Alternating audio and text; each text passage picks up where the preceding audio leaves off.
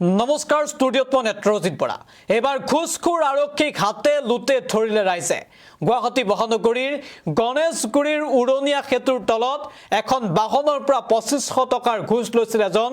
আৰক্ষীৰ জোৱানে যান বাহন শাখাৰ আৰক্ষীৰ জোৱানজনক হাতে লুটে কৰায়ত্ব কৰিলে ৰাইজে আৰু তাৰ পিছতে সৃষ্টি হ'ল উত্তপ্ত পৰিস্থিতি সমগ্ৰ ঘটনাৰ সন্দৰ্ভত ইতিমধ্যে তৎপৰ হৈ পৰিছে আৰক্ষীৰ শীৰ্ষ মহল এই ৰেকিবুল নামৰ এগৰাকী যান বাহন শাখাৰ আৰক্ষীক ইতিমধ্যে শাস্তিমূলকভাৱে ৰিজাৰ্ভ ক্লোজ কৰা হৈছে এটা বিগ আপডেট দৰ্শকসকলৰ বাবে মুহূৰ্তত লৈ আহিছো ঘুষখোৰ যান বাহন আৰক্ষী ৰেকিবুল আলীক ৰিজাৰ্ভ ক্লোজ কৰা হৈছে গণেশগুৰিত 2500 টকালৈ হাতে লুটে ধৰা পৰিছিল ৰেকিবুল কিছু সময় পূৰ্বে পাণবজাৰৰ ডিচিপি কাৰ্যালয়লৈ বাতি পঠিওৱা হৈছিল ৰেকিবুলক তাৰ পিছতে শাস্তিমূলকভাৱে ৰিজাৰ্ভ ক্লোজ কৰা হয় ৰেকিবুলক দিছপুৰ আৰক্ষীৰ যান বাহন শাখাত নিয়োজিত আছিল ৰেকিবুল আৰু ঘুষখোৰ যান বাহন আৰক্ষী ৰেকিবুলক ৰিজাৰ্ভ ক্লোজ কৰিছে ৰেকিবুল আলীক ইতিমধ্যে গণেশগুৰি ফ্লাইঅভাৰ তলত ৰাইজে কৰায়ত্ব কৰিছে ৰেকিবুল আলীক আৰু সেই সময়ৰ দৃশ্য সমগ্ৰ দৃশ্য বন্দী হৈছিল কেমেৰাত আৰু কেমেৰা সন্মুখতেই আৰক্ষীগৰাকীক কৰায়ত্ব কৰিছিল 2500 টকা আৰক্ষীগৰাকীক ঘুষ দিছিল পকেটৰ পৰা উলিয়াই লৈছিল সেই 2500 টকা আৰু তাৰ পিছতে এইদৰে ৰাইজৰ ভিৰ হৈ গৈছিল গণেশগুৰিত আৰু পৰৱৰ্তী সময়ত এই আৰক্ষীজনৰ পৰা ইতিমধ্যে উদ্ধাৰ কৰা হৈছিল সেই ঘুষ লোৱা টকাখিনি পৰৱৰ্তী সময়ত ৰিজাৰ্ভ ক্লোজ কৰা হয় ৰেকিবুল আলী এই মুহূৰ্তত দৃশ্যাংশ আমি এম্বিয়েন্সৰ সহায়ত আগবঢ়াইছো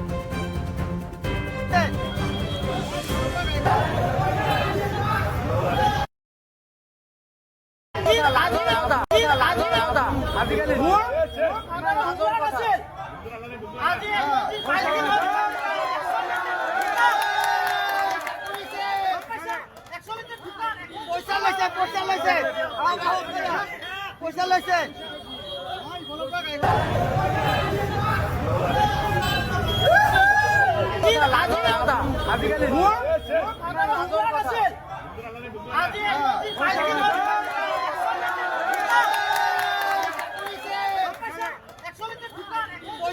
পইচা লৈছে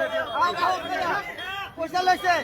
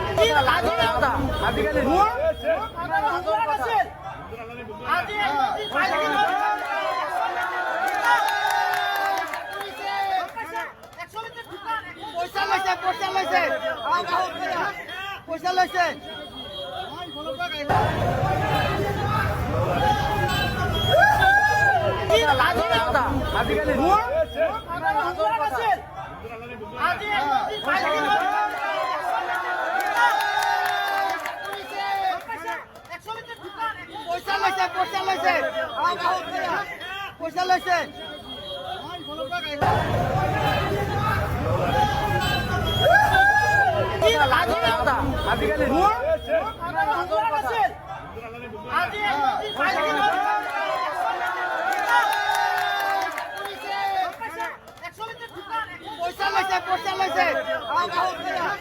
পইচা লৈছে